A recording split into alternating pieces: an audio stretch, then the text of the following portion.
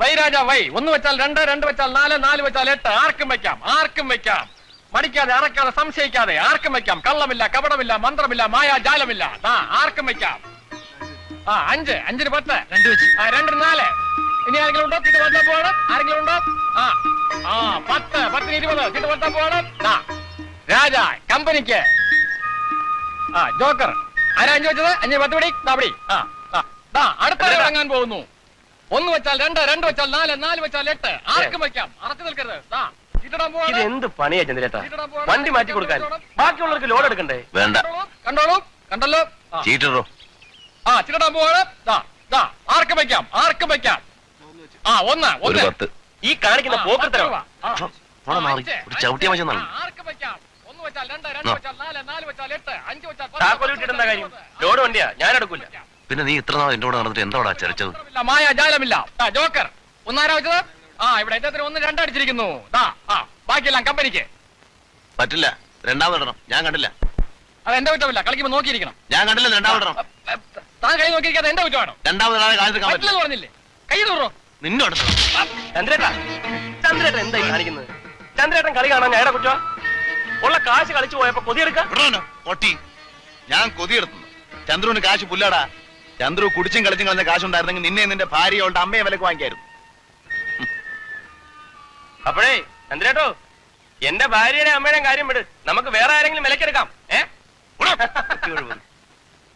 തന്തയില്ലാത്തവരെന്നല്ലേ നിനക്ക് പറയുക? 1/2 മണിക്കൂറായി ഞാൻ ഈ കിടപ്പ് തുടങ്ങിയിട്ട്. വിളിക്കാൻ പോയവനെയും കാണുന്നില്ലല്ലോ. ഇങ്ങോട്ട് വരട്ടെ. വഴക്കിനൊന്നും നിൽക്കണ്ട ചാക്കോച്ച. അവനൊരു മൂരിയ. അതല്ലല്ലോ, അങ്ങനെ വിട്ടാ പറ്റില്ല. വരണുണ്ട്. മൂപ്പരെ കണ്ടില്ലെന്നാ തോന്നണേ. എന്തിനാ അവൻ ഈ പാട്ടവണ്ടി ഇന്ന് ചവിട്ടി പൊളിക്കും. എന്നാ പൊളിക്കടാ.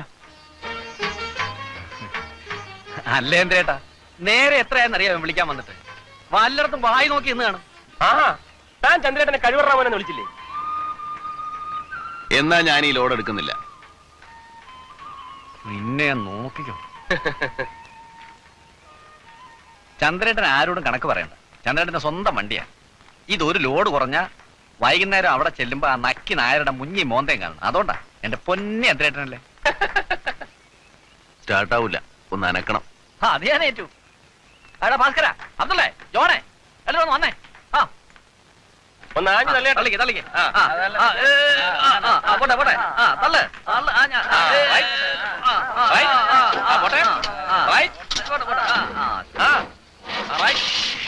ഇവിടെ കൊള്ളാം. പോട്ടെ.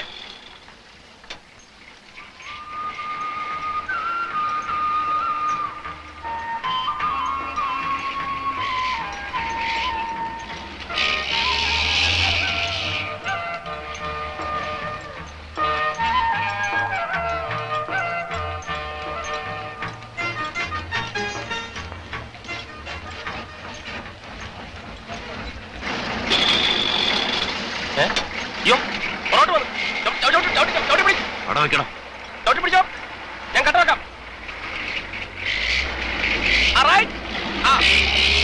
മുന്നോട്ട് പോട്ടെ, മുന്നോട്ട് പോട്ടെ, മുന്നോട്ട് പോട്ടെ, മുന്നോട്ട് പോട്ടെ.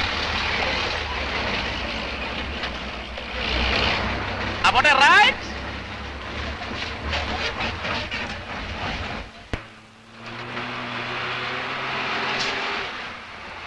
രക്ഷപ്പെട്ട് ഞാൻ വിചാരിച്ചിറങ്ങി പോകുന്നു. അങ്ങനെ ഇവൻ എന്നെ ചതിക്കുവോ? 10-12 കൊല്ലായിട്ട് ഞാൻ പിടിക്കുന്നതായി വളയം. നമ്മുടെ സാമ്പത്തിക സ്ഥിതി ഇവൻ അറിയാം.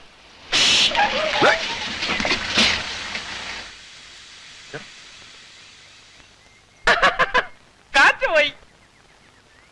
നമ്മുടെ സാമ്പത്തിക സ്ഥിതിയെ കുറിച്ച് ഇവന് ശരിക്കറിയല്ലേ എന്തേട്ടാ?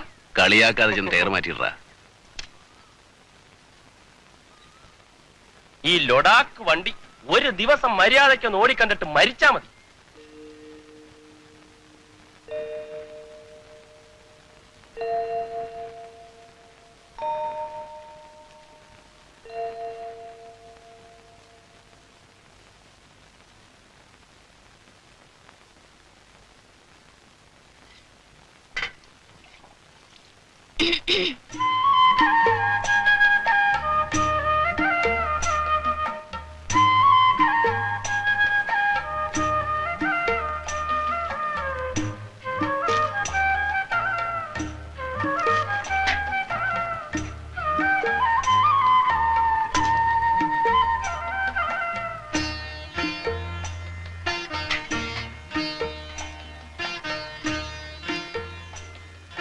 ഇവക്കിത് എന്തിന്റെ സൂക്കേടാടാ?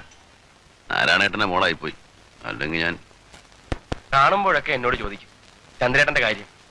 സംഗതി കൊള്ളാം, കാണാനും സ്വഭാവവും. പിന്നെ നാരായണേട്ടനെ എതിർപ്പൊന്നും കാണില്ല.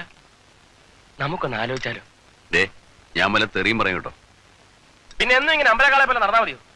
പണിയെടുക്കുന്ന കാശ് മുഴുവൻ പല ചാരായക്കടയിലും ഉച്ചീട്ട് കളിക്കാരനും കണ്ട വെടിയോൾ.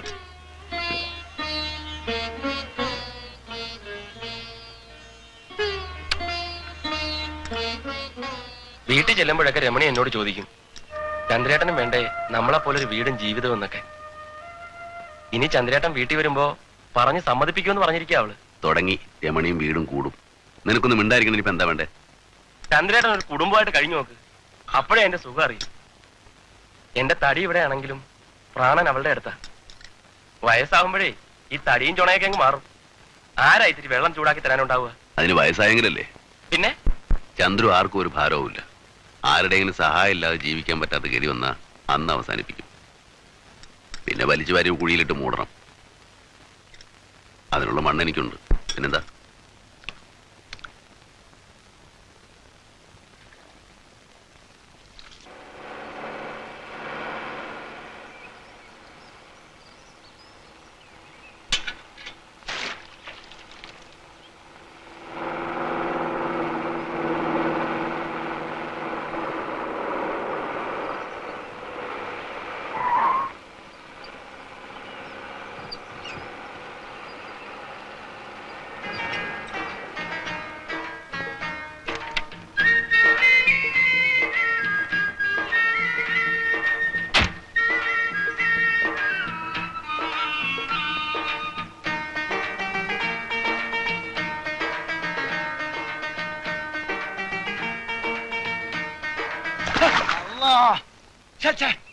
അയ്യോ മുതലാളിയോ?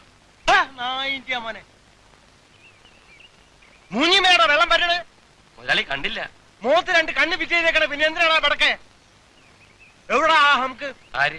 അന്റെ മുതലാളി ചന്ദ്രു മുറിയിലുണ്ടാവും. വേഗം വണ്ടി കൊണ്ട് കടുപ്പാ. ഇന്ന് വണ്ടി കൊണ്ട് നമ്മള് പോവും. അയ്യോ മുതലാളി ചതിക്കരുത്, ഞങ്ങളുടെ കഞ്ഞിയാണ്. ഇന്ന് ആ കഞ്ഞിക്കല ഞാൻ എടുക്കും. അനക്കറിയോ 10-15,000 ഉറുപ്പ്യ ബാക്കി നിൽക്കണത്. മാസാമാസം തന്നു തീർത്തോളാ കരാറ്.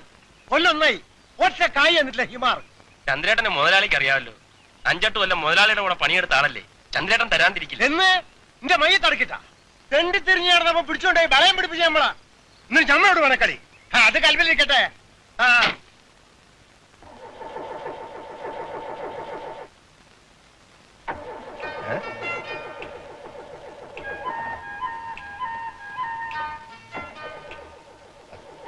തറാമ്പറപ്പ് വണ്ടിയും തുടങ്ങിയ നിന്നെ ഒരു കൈയെന്ന് വെച്ചേ. ഒരു കൈയല്ല 2 കൈയും വെക്കാം, പക്ഷെ 2 രൂപ തരണം. ഒന്ന് അനക്കണേനാ. ജോലി ചെയ്താ കാശ് കിട്ടണം. മുതലാളിയാവുമ്പം കാശ് വാങ്ങാൻ പാടില്ലാത്ത എന്ത് ചെയ്യാം? മുതലാളിക്ക് അറിയൂ, 2-3 മാസം കഴിഞ്ഞാൽ ഞാനൊരു കുഞ്ഞിന്റെ തന്തയാ. ഒരു വീട് വെക്കണം. ഈ കല്ലും മരവൊന്നും ചിരിച്ചു കാണിച്ചാ കിട്ടില്ല. ആഹാ, അപ്പൊ ചങ്ങാതിനെ പോലെ അല്ല നീ. വീടും കൂടി നോക്കണം വിചാരണ്ട്. നാ പുടി 5 ഉറുപ്പ്യുണ്ട്, ഇരിക്കട്ടെ. വളരെ സന്തോഷം. പിടിച്ചോ. ആ തള്ളിക്കോ. ബ്രേക്കിന്ന് കാലിടും.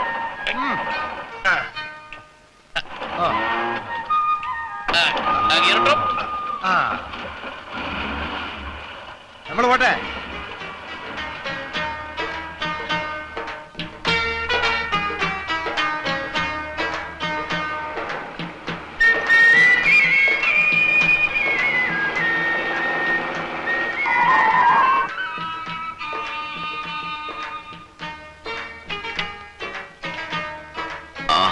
മുതലാളിയോ? അനക്കെത്ര വാപ്പേണ്ടാ? കഴിഞ്ഞ 1-ാം തീയതി എന്റെ കുടിയിൽ ഉറുപ്പയും കൊണ്ട് വരാന്ന് പറഞ്ഞോരായി. എന്നിട്ട് വന്നോ?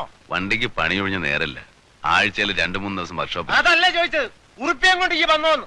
ഇല്ല, എന്റെ ഉണ്ടായില്ല. ആഹാ, എന്നാ വണ്ടി കൊണ്ട് നമ്മള് പോവാണ്. കൊണ്ടുപോയിക്കോ.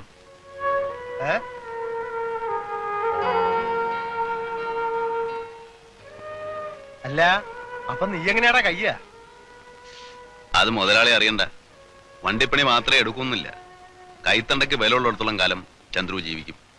നീ ചൂടാവാതടോ. പിന്നെ മുതലാളി ചൂടാവുന്നതോ? ഞാൻ നാട് വിട്ടു പോകുന്നില്ല. പോയാൽ തന്നെ വണ്ടിയുടെ ബുക്കും പേപ്പർ നിങ്ങളുടെ ഇല്ലേ? പിന്നെന്താ? കാശുണ്ടാകുമ്പോ അങ്ങ് തരും. അതല്ല നമ്മൾ പറഞ്ഞു വരുന്നത്. എനിക്കറിയാം, കുറെ നാളായല്ലോ കേട്ടു തുടങ്ങിയിട്ട്. ആ 3 സെന്റ് സ്ഥലം കൂടെ തരാനല്ലേ? അല്ല, ഈ ഒന്ന് ആലോചിച്ച് നോക്ക്. 32 സെന്റ് സ്ഥലം ഈ നമ്മക്കാണ്. ബാക്കി ആ 3 സെന്റ് സ്ഥലം കൊണ്ട് അനക്കൊരു കാര്യമില്ല. അതും കൂടി ഞമ്മക്ക് എഴുതി തന്നാല് ഞമ്മളെ കടം പീടിയില്ലേ? ഒന്നും വില കൂട്ടിക്കോ. പിന്നെ മാസാമാസം കായം ചോദിച്ച് ഞമ്മൾ ഇങ്ങോട്ട് വരില്ല. ബുക്കും പേപ്പർ എനിക്ക് തിരിച്ചു തരാം. എന്റെ കയ്യിലിരുന്നാല് എന്തെങ്കിലും ഇത്തിരി കായിന് ആവശ്യം വന്നാല് കൊണ്ടേ പണയം വെക്കാലോ. ഇല്ല മുതലാളി, അത് ഞാൻ തരില്ല. നാളെ ഞാൻ എവിടെയെങ്കിലും വീണ് ചത്ത പെരുവഴി കിടന്ന് നാറരുത്. എന്റെ അച്ഛനെ അടക്കിയത് ആ മണ്ണില്ല. അവിടെ തന്നെ വേണം എന്നെ. എന്നാലേ ഞമ്മൾ പറഞ്ഞു അങ്ങ് മറന്നാളാ.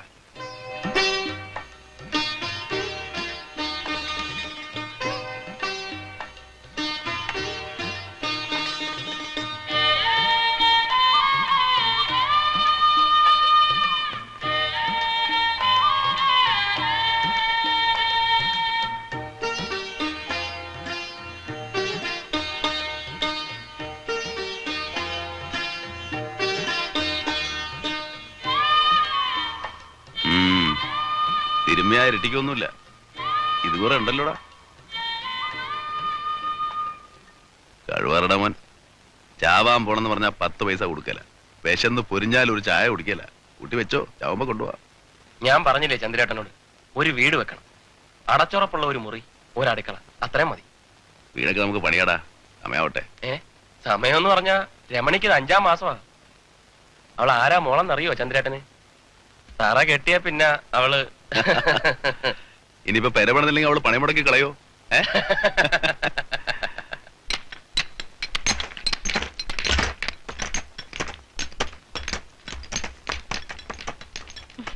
വണ്ടിപ്പണി ഉണ്ടെങ്കിലും ഇല്ലെങ്കിലും രവി 10 രൂപയുടെ കാശ് വേറെ ഉണ്ടാക്കും.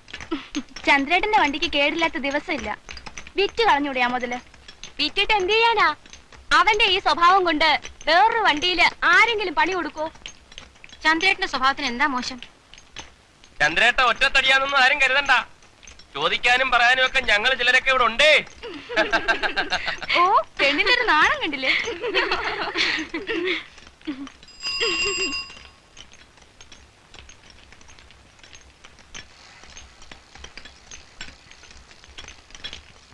കേക്കരവിക്ക് കത്തുണ്ടോ? ഉണ്ട്.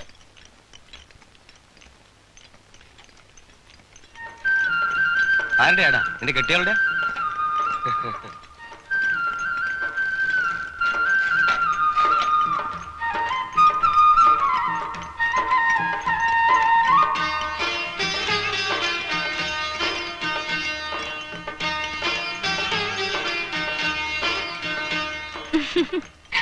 ഈ രവിയുടെ പെണ്ണിന് വേറെ പണിയൊന്നുമില്ലേ?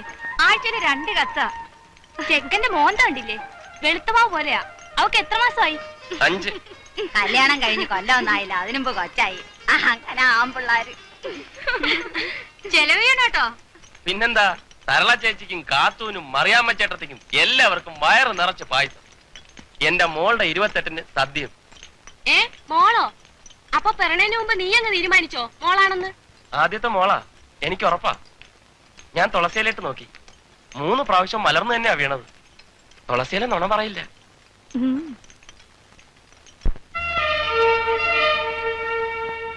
എന്റെ എത്രയും പ്രിയപ്പെട്ട പൊന്ന് രവിയേട്ടന് സ്വന്തം ഭാര്യ രമണി എഴുതുന്നത്. ഞാൻ കഴിഞ്ഞ ആഴ്ച അയച്ച കത്ത് കിട്ടിക്കാണുമല്ലോ. കിട്ടി പന്നെ, കിട്ടി. അന്ന് തന്നെ മറുപടി എഴുതിയിട്ടുണ്ടല്ലോ. അടുത്ത വെള്ളിയാഴ്ച കാവിൽ ഉത്സവമാണ്. സാംബശിവന്റെ കഥാപ്രസംഗവും 3 ആനപ്പുറത്ത് എഴുന്നള്ളിപ്പും ഉണ്ട്. രവിയേട്ടൻ വരണം. കുഞ്ഞൂട്ടൻ കണിയന്റെ പറമ്പിൽ ഒരു പ്ലാവ് കൊടുക്കാനുണ്ടെന്ന് അമ്മ പറഞ്ഞു. നമ്മുടെ പെരയ്ക്കുള്ള തടി മുഴുവനും അതിൽ നിന്ന് കിട്ടുമെന്ന് അമ്മ പറഞ്ഞു. രവിയേട്ടന്റെ മോള് കുറുമ്പ് കാട്ടി തുടങ്ങിയിട്ടുണ്ട്. അവൾ എന്റെ വയറ്റിനുള്ളിൽ കിടന്ന്